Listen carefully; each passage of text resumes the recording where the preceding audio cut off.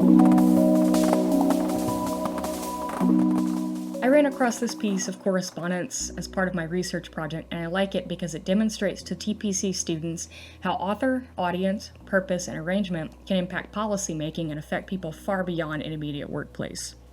What we have here is a March 1976 memo that outlines key facts and assumptions about the potential for an H1N1 or swine flu pandemic.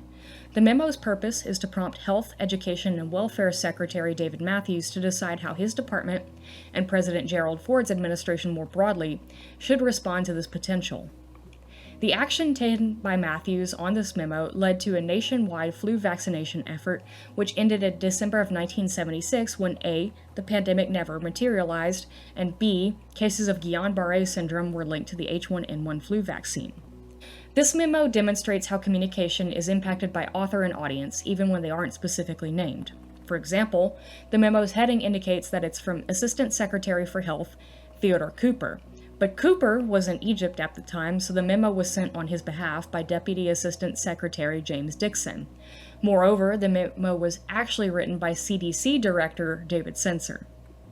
The list of recipients of the memo is also more complicated than the document itself lets on.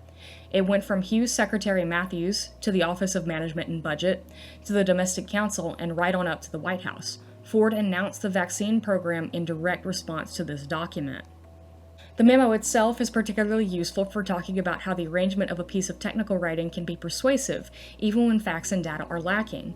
For example, the memo begins with a list of facts intended to alert the audience to the severity, scale, and immediacy of the predicted pandemic.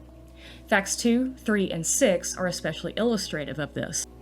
These statements are factual as they relate to the data gathered during previous flu outbreaks, but they are heavy with implications. As we can tell from their position at the beginning of the document, Sencer wants the audience to infer from these facts that an H1N1 flu pandemic will be as costly in terms of both money and human lives as these prior flu outbreaks.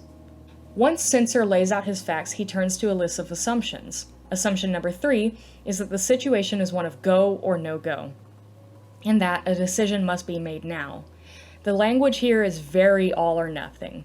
Sencer wants nothing less than the major vaccination campaign that he describes later in the memo, and ultimately the Ford administration accept his recommended course of action. In October, the Ford administration began vaccinating citizens as part of their effort to inoculate every American against H1N1 influenza, even though there was no evidence of contagious spread of disease. The program cost the U.S. about $135 million, which was to be spent producing and distributing vaccines to the entire population, which was at the time about 214 million people. Ultimately, only about 43 million people were vaccinated before the program was halted in December.